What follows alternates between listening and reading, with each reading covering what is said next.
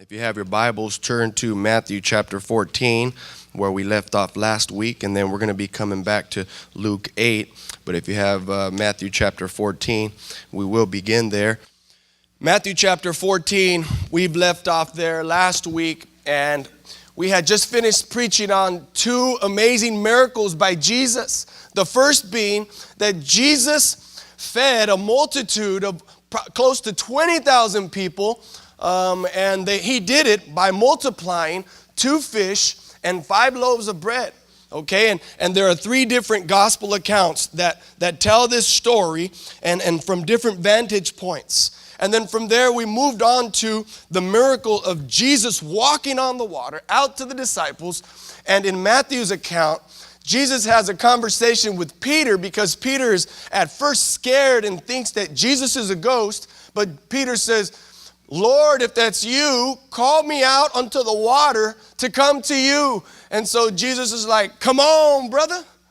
And Peter steps out of the boat, and the first step that he takes on the water is like he's stepping onto solid ground. And then the second step that Peter takes, boom, it's like he's stepping on solid ground once again. And Peter's confidence and his faith begins to get encouraged until his focus, his gaze starts to get distracted. And then he starts to hear the waves. He hears the wind. He sees the waves. He sees the wind. And doubt begins to set in. And Peter begins to sink. And as I said last week at the 11:30 service, Peter didn't sink because he forgot how to swim. Peter sank because he forgot how to believe. And after the miracle was done and Jesus grabbed Peter's hand, after Peter had lifted it up, Jesus reached down and picked him up, and they walked both again back to the boat. Jesus surely didn't say, "Hop on my back, Peter." That would have been funny. But they walked back to the boat hand in hand, and they got back into the boat, and people heard about this amazing, incredible miracle. And then verse 36 says of chapter 14 in Matthew, I'll start in 35, part C. People brought all their sick to him and begged him to let the sick just touch the edge of his cloak or his garment, and all who touched him were healed. Now turn to Luke chapter 8. If you're there, say amen. Verse 40.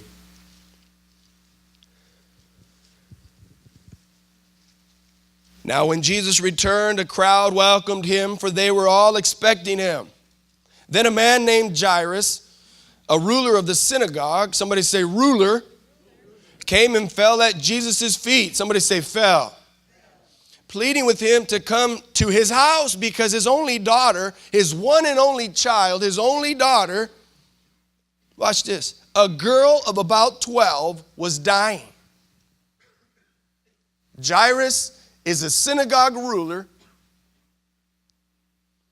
He's got a 12-year-old daughter, and now she's at the point of death. As Jesus was on his way, the crowds almost crushed him. It's like you're at Universal Studio on Labor Day. There was a woman there who had been subject to bleeding for 12 years, but no one could heal her. For 12 years, she had an issue of blood. It's as if she was during her menstrual cycle for 12 years straight without relief.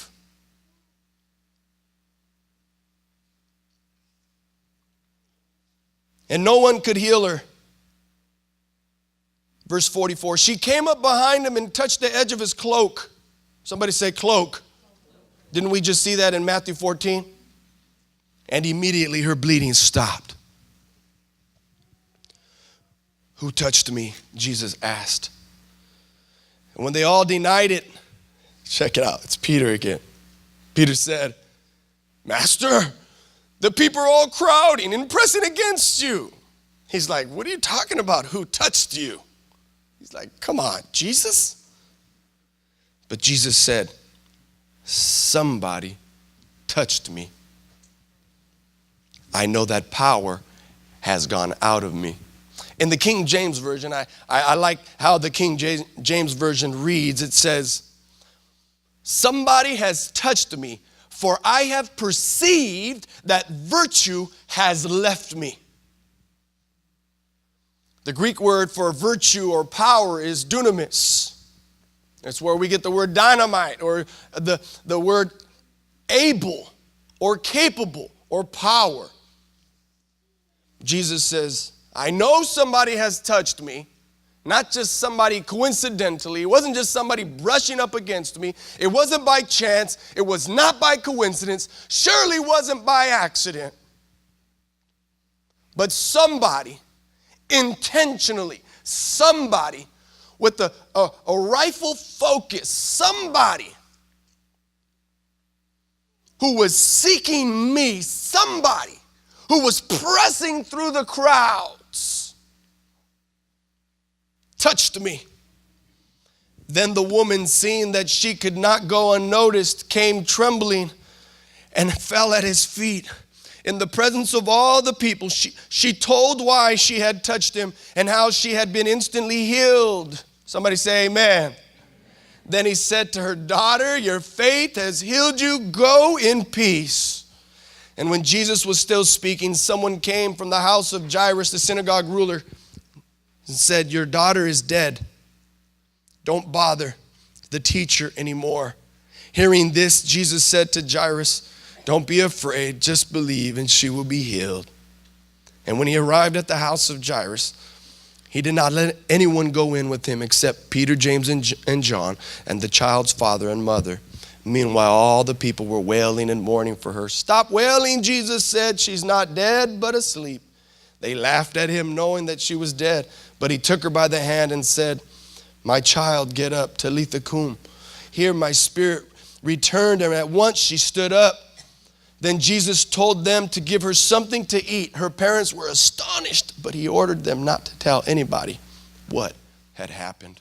Just the other day, my wife and I were at the Carson Sheriff Station, and they were having a fundraiser because they have a deputy there who is recovering from cancer, and they wanted to help recoup some of the funds and do something for one of their deputies. It was a young lady, and she was battling with cancer, and we were at the end of the tent, and we were having a nice little lunch, my wife and I and some friends of ours from the community, and we happened to stumble upon the conversation of parenting.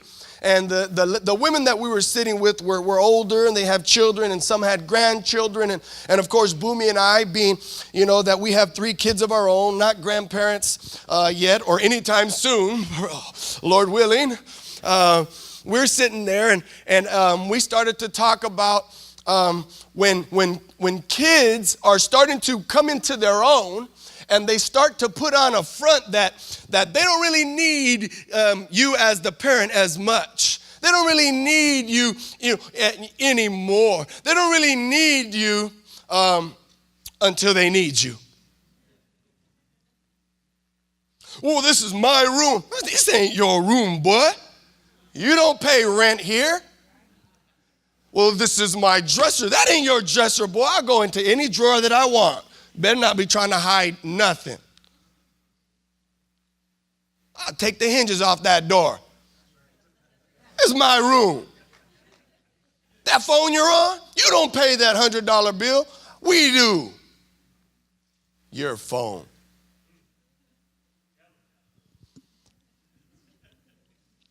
Parents get on the phone, they text their kids, no phone, no answer. Text the kids, no response. You can't get a hold of them. They won't answer the phone. Parents start to get a little salty. Hey, where were you? Why didn't you answer my phone call? Oh, I was busy. Oh, you were busy. Was I busy when you called and said you left your PE clothes at home? Was I busy when you came home from college that weekend and you brought 2 duffel loads of clothing and you said, Mom, would you wash my laundry for me? Cleaning your stinky chonies. Was I busy then? But how many of your parents know that although it's funny to think about the process that kids go through, it's funny to think about how they're coming into their own, wanting to become young men or young women or coming into young adulthood, and you want to push them out there. You want them to grow. You don't want them to always be relying on you. But the fact of the matter is that good parents will answer the phone when their kids call no matter what. A good parent is not going to play games and be like, oh, they're calling me now. I'm not going to answer the phone. I'm going to ignore it. I'm going to teach them a lesson. No, good parents are going to say, man, what is going on? If they're calling, that's my baby boy. Hi, mijo. Why didn't you answer my phone call when I called you, though? But good parents are going to do it because good parents understand how things work. We understand that so long as you're alive, your kids are always going to be your kids. I may be 39 years old and have my own family and my own house and my own things, my own belongings, but whenever I need something, I pick up that phone call and I'm like, hey, Dad. Hi, mijo. How are you, mijo? Great, Dad. Great. What do you need, mijo? Hey, Mom. Yes. What do you need now? Who needs a ride? Who needs to be picked up?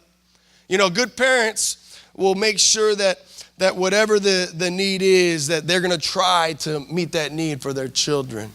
One of the things I love about God is the fact that He doesn't mind. He doesn't mind the fact that sometimes we wait until we're at the point of our own need. He doesn't mind that sometimes it's our circumstances or our situations that bring us to His feet. He doesn't mind that because He just wants to be close to us. He wants us to come to Him. There's this synagogue ruler who, in my estimation, is a Jewish leader. He's not a follower of Christ. He's not a believer. He's a synagogue ruler, which means he's the priest, he's the butcher, probably the maintenance guy, he's the teacher. He's the leader of a Jewish community. A community at that who was watching and studying and focusing on every move that this man named Jesus was making and reminding their people to stay as far away from this man as possible. Because Jesus was pulling all the people out of the synagogues. It was time for their church service and nobody was there. Why? Because Jesus was in town. Jesus happened to be passing by. He just happened to be. Jesus happened to be passing through. So nobody was at church. And the synagogue rulers would look around and they would say, where's everybody at? Well, Jesus. This Jesus, this blasphemer, this black magician, this son of Beelzebub. They were saying that the miracles that Jesus was doing was black magic. They were saying that the miracles that he was doing and casting out demons was done in the name of Beelzebub, in the name of Satan. Can you believe that? And the very same ruler who was probably perpetrating these kinds of lies, the same ruler that was making sure that nobody would go and follow Jesus, now had a 12-year-old daughter who was about to die. They were desperate. She was probably taking her last breath, and she was probably, and they knew it was getting close, and they knew if they didn't do something now that she was going to pass. And so they ran to look for this man named Jesus because they knew that he was in town, and they found Jesus, and they called. It says that the servants of Jairus came and found Jesus. It's quick. Jairus, the synagogue ruler, and Jesus, of course, would have said, yes, I know Jairus. I go to synagogue whenever I'm in town. He went there, and as they were on their way Jesus is going to perform this healing and to touch his daughter, and they were hoping that she would be revived and healed. All of a sudden, Jesus is just stopped dead in his tracks. And he stops and he looks around, and people were like, what just happened? Did a sniper just shoot or something? And Jesus said, who touched me? And of course, this is where Peter, the one that we always like to laugh at, Peter, the one we always like to scoff at, Peter, the one that we would always like to say, oh, Peter, man, I would have never done what Peter did. But we all know that we're all Peter. And Jesus says, no, Peter, just be quiet. I know that somebody has touched me, for I perceived that virtue has left me. I want to talk about this word virtue. Virtue is purity. Virtue is power. Virtue is, watch this, willpower. When we talk about somebody of virtue, you talk about somebody that has had the strong will or the willpower to resist whatever the temptations are that comes to bring that person down. No, that is a person of virtue. That is a person who's been able to hold fast to their beliefs and to their convictions. Virtue, the ability to do whatever. The ability to stay focused in the midst of distractions. The ability to believe in the midst of a sea of doubt.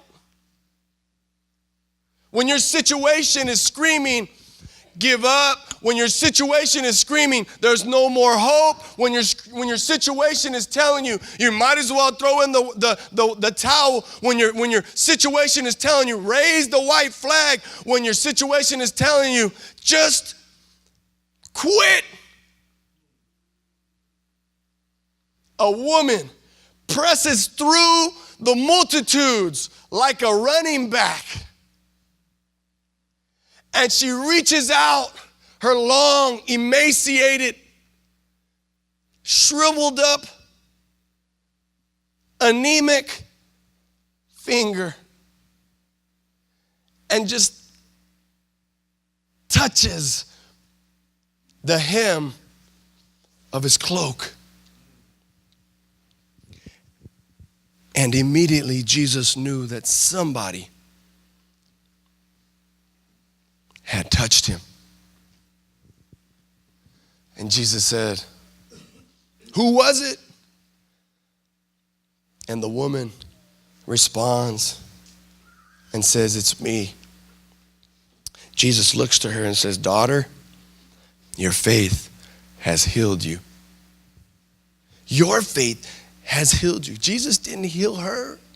Her faith had healed her.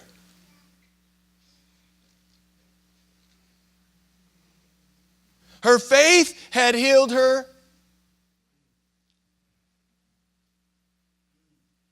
And while Jesus was still speaking, can you imagine Jairus? Can you imagine his servants? Can you imagine everybody that was there that was ushering Jesus initially to the home of Jairus, the synagogue ruler, on their way to Jesus, and then Jesus stopping to address the woman who came to him at the point of her need. If you were that man, wouldn't you be like, hey man, I'm the one who came and got you. I'm the one who was going to give you a fat check after you came to see my daughter. I'm the one with power. I'm the one with influence. Why are you stopping to deal with the needs of this measly woman right here who's, number one, not even supposed to be in the community. Number two, is supposed to be shut away and because she's unclean. Number three, she's tattered. Jesus stops though. Ignores the more pressing need of the girl who's dying. I want us to think about that for a moment. Just some of the things aren't adding up. You ever been to a hospital You ever been in the emergency room recently? Or do you remember a terrible experience when you're at the emergency room and you're over here, you're checked in at the emergency room because you stubbed your toe and you got a little laceration on your pinky toe and you need to get that thing sewn off or cut off. Sewn up or cut off. You see somebody over there in the corner, man, and they look like they're just about to die, but they're number 25 on the list. But because this person over here who's got a little cough came in first, the doctors come and see this person. Oh, man, I saw a terrible thing. A woman, she had just lost her baby last year. And Pastor Isaac was sick, and he needed to get into the emergency room right away. But this lady had just lost her baby. Did you know they just kind of just pushed her off to the back? She was just like, it was terrible. It was terrible. There was like 100 people in the waiting room. I couldn't believe it. Talk about triage protocol. Prioritizing medical conditions, right? Jesus knows that this girl is dying, and yet he stops to address the need of the woman who had the issue of blood for 12 years. It's not to say that Jesus doesn't care about the girl. He doesn't care about the request or the petition or the need of Jairus, the synagogue ruler. But what it does remind me and reminds each and every one of us is that God cares about all of our needs. And that God cares about what you're going through just as he cares about what your neighbor is going through as well. And it's a reminder to us that your need is no greater than the next. And that you are no better than the other person. But God sees us all the same. And at the foot of the cross, we're all leveled by what Jesus has done at the cross of Calvary. Each and every one of us is in great need. Jesus stopped to answer this one in particular. It reminds me of the story of when Lazarus was dying and his sisters, Mary and Martha, send for Jesus. Jesus is their friend, and they're like, surely Jesus is our friend, and he's best friends with Lazarus. Surely he's going to come now. And when they bring the request to Jesus, what does he say? Oh, cool. All right. I'll see you guys in a minute. I'll catch up with y'all later. What do you mean? He's dying. Sure enough, Jesus doesn't come until 4 days later. By the time Jesus gets to Bethany, what has he found? That Lazarus is dead. He has died. And they're yelling at him, probably close to cussing at him, because their brother had died. How could you ignore a request and now Lazarus is dead? And he's just like, oh, don't trip, man. He's just taking a nap. Jesus goes in to find Lazarus right there and brings him back to life. They're just like, oops, he did it again.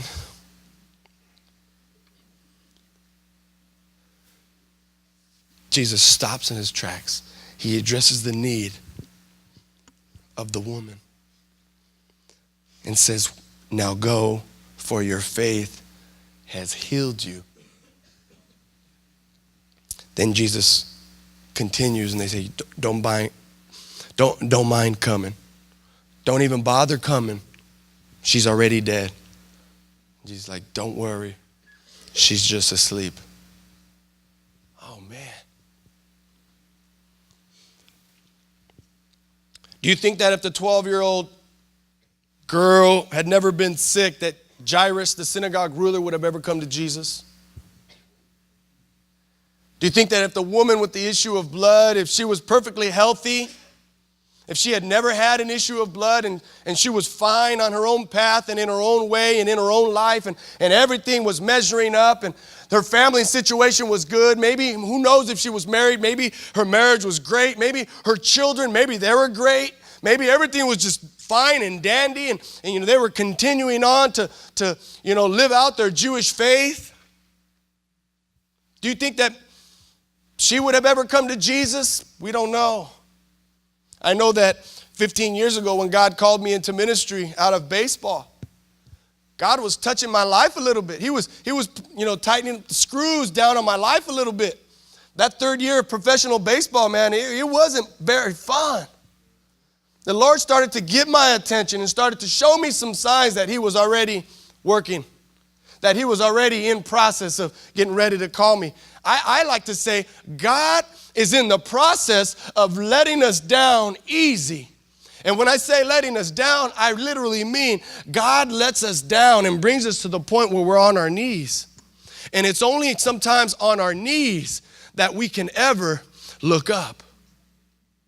It's only when we're down on our knees at the level of Jesus' feet that we ever have the opportunity to lift our hands up so that Jesus can lower his to us. You see, when we're full of pride, when we're full of arrogance, when everything is okay, when everything is perfect, when everything is comfortable, we oftentimes don't have the need to come to Jesus. Oftentimes we don't have the cause to come to God. And so what it tells me is that sometimes we are not open or ready to come to God.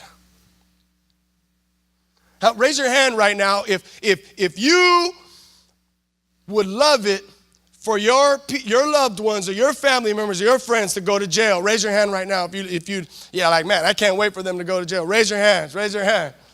We got a couple of characters over here like, yeah, send my dad. He spanks me too hard. But how many of you know that when that loved one or that family friend or that family member is so strung out and is so lost, sometimes you get on your knees and you pray, God, just if he could just go to jail. If you just get him off the streets. If you just get him off of a place where he is forced to go cold turkey.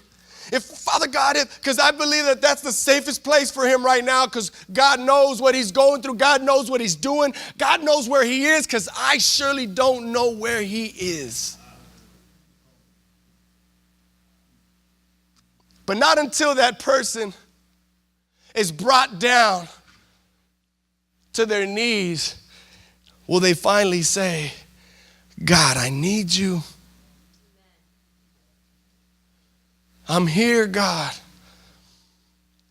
It's kind of like the father of the prodigal son in Luke chapter 15. The story of unconditional love, where the younger brother has to go and lose everything, spend everything, come to the point of brokenness and being broke, literally broke. No more money. He had spent it all before he came home, before he came back to his father. And what did his father say? Nope, I told you so, didn't I? Nope, go back to where you came from. Go, beat it. Did he say that? What did the father do? He threw his arms around him, the Bible says, and he kissed his neck. And he cried on his shoulder and said, I love you and I miss you. And you don't know how long I've been praying for you to come back home. You don't know how much I've been praying that God would bring you to the point in your life that you would finally be ready to recognize, watch this, your need for your Father. Sometimes God uses our situations. He doesn't always put us into those situations, but he'll use our situations to bring us closer to him. God doesn't mind that he'll use whatever it is that we're going through. It could be family loss. It could be a divorce even. It could be a bankruptcy. It could be physical ailment or sickness. You could be on your deathbed to the point of dying. It's finally the first time that you actually open up your heart, or you know somebody that opened up their minds and their hearts to God because they knew that they could not go anywhere else. Jairus, the synagogue ruler, knew that there was no other Jewish leader, there was no other Jewish priest that could come and heal his daughter. No place to go. The woman who had been suffering with the issue of blood for 12 years, the Bible says she had spent her last cent on physicians and doctors and home remedy treatments and the most modern medicine that you could possibly think of or imagine for that time. And not one could heal her. She was desperate. But there was only one. And his name was Jesus. And she too had heard that he was passing through. Today, the message is not just for you and I as a reminder that when we are at the point of our need to call and turn to Jesus, but it's also for you as missionaries to the world. It's for you as ministers to your friends and your family members. It's you to minister to those who are at the point of their need, at the point of openness and readiness to hear the gospel. You may be running into a stranger at the grocery store, and they just might all of a sudden start opening their mouth because they can't talk to anybody else except a stranger. And they caught you and they found you on your way out the grocery store, and you might have a 30-minute conversation in the parking lot with somebody you never met before or said hello to ever. But they just may be open to hearing about God. They just might be open to hearing about Jesus. Not because you're the most prolific teacher of the Word of God, not because you're the world's greatest evangelist, but because you went through something too. But because your hurt and because your pain and because what God has done for you and because how Jesus has met your need and because Jesus has healed you and because Jesus was there for you, you know that you can commit the truth to them through your story of healing. How many of you know that we serve a great God? How many of you know we serve a good God? How many of you know we serve a great God? How many of you know that our God, His love is unconditional? Somebody say amen. When you're tired and sick of being sick and tired, and you're ready to call on Jesus, I promise you, He's right there. He doesn't care that you've pushed him away for a little while. He doesn't care you've been running. He doesn't care that you've allowed some distance to come in between you and him. He doesn't mind that he's your crutch. Jesus is mine. Jesus is my crutch. I'll confess it right now. Jesus is my crutch. When I need somebody, I go to Jesus. When I'm feeling the blues, I go to Jesus. When I need help, I go to Jesus. When I don't know what to say or who to turn to or what to turn to, I turn to Jesus, and He makes me feel better. And Jesus restores my strength. And Jesus restores my confidence. And Jesus reminds me that He is there in every second of the day, every day of the week, every week of the month, every month of the year. Jesus is there whether I like it or not. Jesus is there when I'm going through great things, or Jesus is there when I'm going through not so great things. God will use anything to get to you. God will use anything to bring you and I to His feet. God will use anything just to bring you and I into a conversation with Him. God will use anything to bring you in a place of closeness to God. God will use anything. God will use brokenness. He'll use your marriage on the brink of divorce to get to you, and it's okay. You want to know why I know it's okay? The Bible talks one time about the woman with the issue of blood, and then that's it. The Bible talks one time about Jairus, the synagogue ruler, and that's it. It doesn't go on to explain, after she was healed, she became a wonderful disciple and follower of Jesus. It doesn't say Jairus, the synagogue ruler, left the Jewish ways and began to follow Jesus and then became a pastor, and he started churches all over the Mediterranean and became one of Jesus's greatest believers. It doesn't say that. Jesus is not concerned with the follow-up story. Jesus is not concerned with what happened to this woman. All we know is that she is healed. Jesus is not concerned with how the 12-year-old girl grew up and got married, and she was able to have a quinceañera that her parents thought she was almost not going to have, even though she's not Mexican, she's Jewish, but she had a quinceañera. Jesus wasn't concerned in whether Jairus or his wife or their whole family or their whole household became the greatest Christians or believers ever. It doesn't say that, does it? Jesus is not concerned with that. So what is Jesus concerned with? He's concerned with you and me and them coming to Him, period.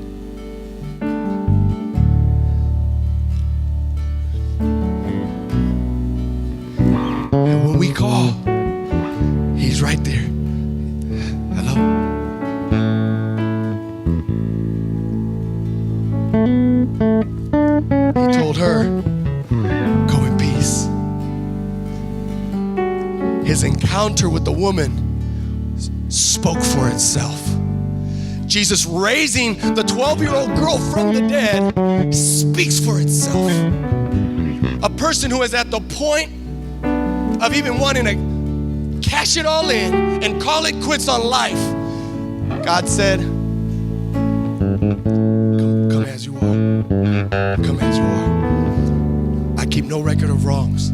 I already forgot how many times you rejected me. I'm not even concerned. No, don't.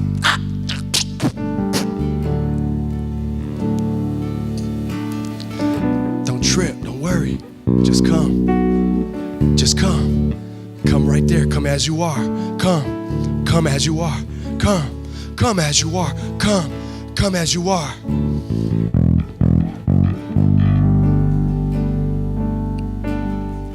I want to ask this question today.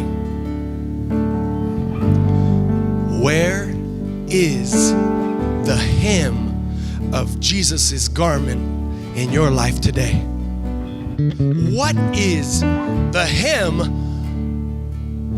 of Jesus' garment today in your life? What is it? What keeps bringing you back? What keeps pushing you towards God? What focus? What forces you to keep trusting in Him? What is God using in your life to keep you trusting and depending in Him? Whatever that is, consider it joy. The book of James says, consider it pure joy, my brothers, when you face trials of many kinds. For the testing of your faith produces perseverance. Perseverance, so that you and I might lack nothing.